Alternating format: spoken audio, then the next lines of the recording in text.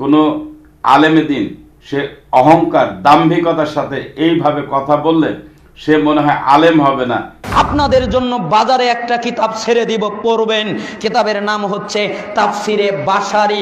রাজনৈতিক দলের সাথে না ইসলামিক রাজনৈতিক দলের সাথে না জঙ্গি কোনো প্রতিষ্ঠানের সাথে আপনার সংশ্লিষ্টতা আছে। কিছু বিপদগামী লোক জঙ্গি হয় কারণ হলো তারা শর্টকাটে জান্নাত দিতে চায়। যে আমার সেটা ভুল হয়ে গেছে, দাম্ভিকতার সাথে কথাটা বলা ঠিক হয়নি।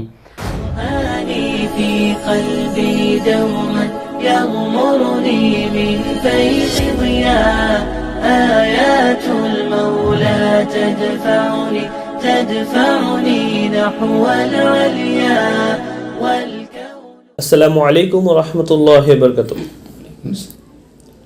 সবাই কেমন আছেন? আশা করি আল্লাহর রহমতে ভালো আছেন। আমার পাশে যাকে দেখতে পাচ্ছেন বাশার বিন হায়াত, অনেকেই তাকে চেনেন। তাকে কেন্দ্র করে একটি বিষয় নিয়ে ফেসবুকে, ইউটিউবে, সোশ্যাল মিডিয়াতে অনেক সমালোচনা আলোচনা হয়েছে।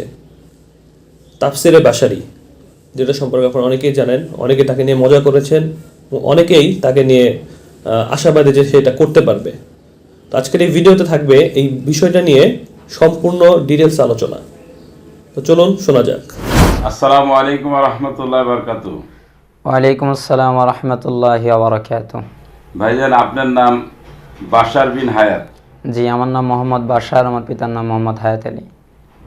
জাযাকাল্লাহ, আপনার নামটা খুব সুন্দর। আমি আপনার কাছে একটি প্রশ্ন সুস্পষ্টভাবে জানতে চাই। জি বলুন।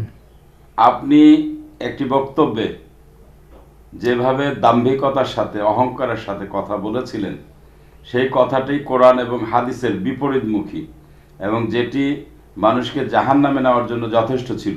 আরে আমি তো ছোট মানুষ, আমার তো অত এলেম নাই। আপনাদের জন্য বাজারে একটা কিতাব ছেড়ে দিব, পড়বেন। কিতাবের নাম হচ্ছে তাফসিরে বাশারি।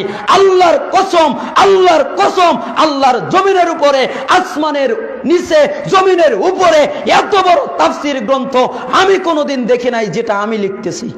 পৃথিবীর কোনো ব্যক্তি, কোনো মানুষ আল্লাহ সুবহানাহু ওয়া তাআলার চেয়ে জ্ঞানী না। আপনাকে যে জ্ঞান দিয়েছে আমাকে দেয় নাই, আমাকে যে জ্ঞান দিয়েছে আপনাকে দেয় নাই।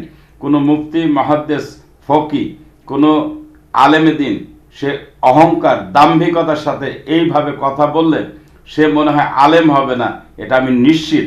এবং আলেমরা কখনো এই জাতীয় কথা বলতে পারে না। যে কথাটি আপনি বলেছেন এটি একটি ন্যাক্কারজনক ইসলামিক ঘটনা, ন্যাক্কারজনক কথা আপনার জন্য, আপনার জীবনকে সংশোধনের জন্য এটি একটি দৃষ্টান্ত হয়ে রইল। আমি আপনার কাছে এই প্রশ্নটা করছি যে আপনি কেন এত অহংকার, দাম্ভিক এবং কেন এত নিজেকে বড় মনে করে এই কথাটা বলেছিলেন? দয়া করে আমার প্রশ্নটি বুঝে উত্তর দিবেন ইনশাআল্লাহ। আলহামদুলিল্লাহ, ওয়াসসালাতু ওয়াসসালামু আলা রাসূলিল্লাহ। জি, আপনি অনেক ভালো কথা বলেছেন। আসলে বিষয়টি হচ্ছে, আমি এক এলাকায় প্রোগ্রাম করতে গিয়েছিলাম। তো বিভিন্ন জায়গায় আলোচনা করতে যাই, তারা আমাকে নিয়ে অনেক মন্তব্য করে, কটুবাক্য বক্তব্য দেয় যে এই ছোট মানুষ কি আলোচনা করবে, কি ব্যাখ্যা করবে, কি তাফসির করবে।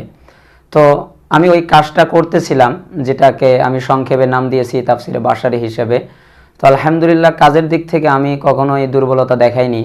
কিন্তু ওই প্রোগ্রামে হঠাৎ করে একটু রাগও হয়েছিল, সেই কারণে আমি বক্তব্যর গতিতে বলতে বলতে সেটা আমি বলে ফেলেছি।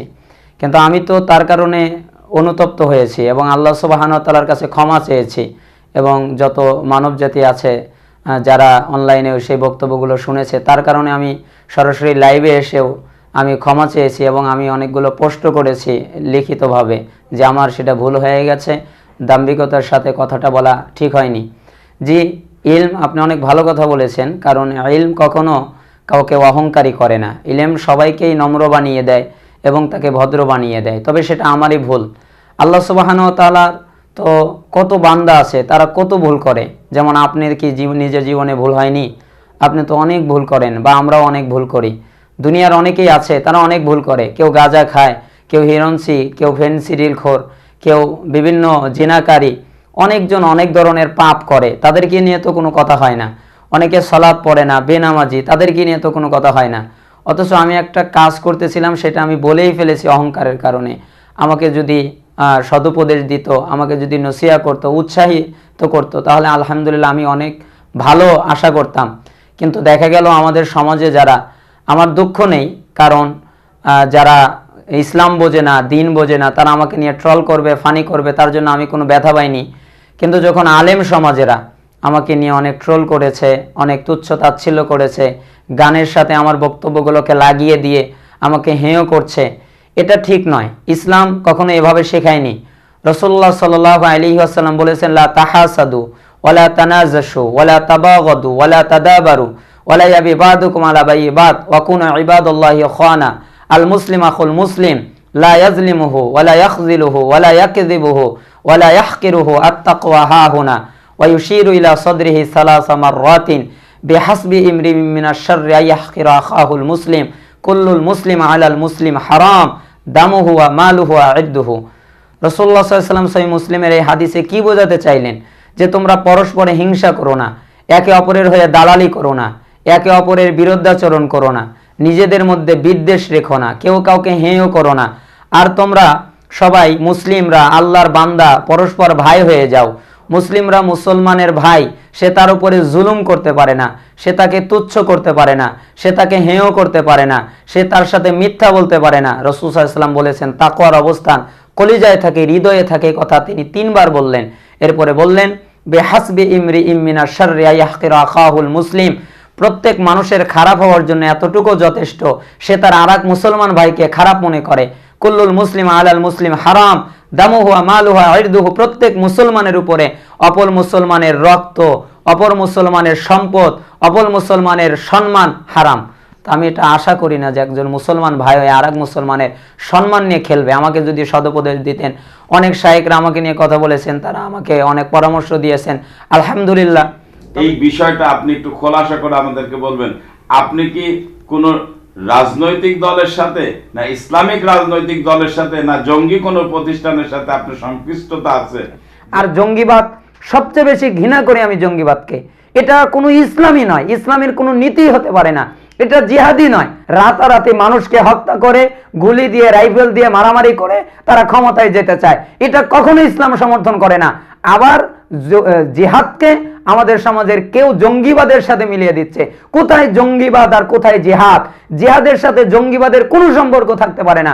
জঙ্গিবাদ সে সত্যিকারের অপরাধী হোক আর না হোক, অবৈধভাবে মুসলমানদেরকে হত্যা করে মুসলমান শাসক সালাত আদায় করে। ইসলাম কখনোই যে সালাত আদায় করে তার বিরুদ্ধে জিহাদ করার অনুমতি দেয় না। জিহাদ হবে মুসলমানরা কাফেরদের বিরুদ্ধে করবে, তাও অনেক শর্ত সাপেক্ষ আছে। যদি কাফের রাষ্ট্র আমার উপরে আঘাত করে মুসলমান রাষ্ট্রের উপরে, তখন মুসলমান রাষ্ট্র প্রতিরক্ষামূলক জিহাদ করবে, অথবা প্রতিশোধমূলক। যদি কাফের রাষ্ট্র মুসলমান রাষ্ট্রকে ক্ষতি করে, ইসলামের ক্ষতি করে, আর ইসলাম যদি শক্তিশালী হয়ে যায়, তখন সে প্রতিশোধমূলক জিহাদ করবে, আর সে প্রতিরক্ষামূলক জিহাদ করবে। জিহাদের কত সুন্দর একটা নীতি! খবরদার, যুদ্ধের ময়দানে কোনো শিশুকে হত্যা করবা না, যুদ্ধের ময়দানে কোনো মেয়েদেরকে হত্যা করবা না, যুদ্ধের ময়দানে কোনো বৃদ্ধদের হত্যা করবা না। এইরকম জিহাদ পৃথিবীতে কোনো জায়গায় থাকতে পারে না, এরকম যুদ্ধ। আর সেই জিহাদকে জঙ্গিবাদের সাথে মিলিয়ে দিচ্ছে। আর জঙ্গিদের কাজই হচ্ছে রাতারাতি মুসলমানদেরকে হত্যা করা। আমি কিভাবে জঙ্গিবাদের সাথে জড়িত হতে পারি? বরঞ্চ আমি তাদেরকে অনেক ঘৃণা করি, অনেক বক্তব্য আমার আছে তাদের বিরুদ্ধে। আল্লাহ সুবহানাহু ওয়া তাআলা তাদেরকে হেদায়েত দান করুন। তবে আসলে আমার ওই দাম্ভিকতার সাথে ওই কথাটা বলা ঠিক হয়নি। তবে আপনারা দোয়া করবেন আল্লাহ সুবহানাহু ওয়া তাআলা যেন আমাকে এই কাজটা করার তৌফিক দান করেন এবং আমি যেন এই কাজটা সম্পূর্ণ করতে পারি। ইসলাম কখনো অহংকারকে সাপোর্ট করে না, কারণ অহংকার শুধুমাত্র আল্লাহ সুবহানাহু ওয়া তাআলাকেই মানায়। আমরা মানুষ হিসেবে শয়তানের ধোকায় পড়ে অনেক সময় ভুল করে অনেক কিছুই করি। তো আমার মাধ্যমে অহংকার প্রকাশ পেতে পারে, যেটা ভাইয়ের মাধ্যমে হয়তো পেয়ে গেছে, এটা অনিচ্ছাকৃত হয়তো। এবং তিনি ওনার যতটুকু ক্ষমতা ছিল সে ক্ষমতার মাধ্যমে ফেসবুক, ইউটিউব লাইভে এসে উনি আপনাদের কাছেও ক্ষমা চেয়েছেন, আল্লাহ সুবহানাহু ওয়া তাআলার কাছে ক্ষমা চেয়েছেন। সবচেয়ে বড় বিষয় ভুল করার পর ক্ষমা চাওয়াটা, এবং ইসলাম এটাকে পছন্দ করে। দেখেন আমরা অনেকেই ভুল করি, কিন্তু আল্লাহ সুবহানাহু ওয়া তাআলা বলছে তুমি আমার রহমত থেকে নৈরাশ হবা না। যেহেতু আল্লাহ সুবহানাহু ওয়া তাআলা ক্ষমা করতে পারেন এবং তিনি আল্লাহর কাছেও ক্ষমা চেয়েছেন, প্লাস আমাদের কাছেও চেয়েছেন, এজন্য আমরা এই দিনী ভাইকে আমরা আপন করে নেব ইনশাআল্লাহ, এবং তাকে ক্ষমা সুন্দর দৃষ্টিকে দেখব, এবং তার কাজগুলোকে আমরা সমালোচনা না করে আলোচনার মাধ্যমে, তাকে বুদ্ধি দেওয়ার মাধ্যমে তার কাজগুলো করার জন্য তাকে প্রমোট করবো ইনশাআল্লাহ। এবং আরেকটা বিষয় যেটা না বললেই নয়, ইসলাম কখনোই জঙ্গিবাদকে সাপোর্ট করে না।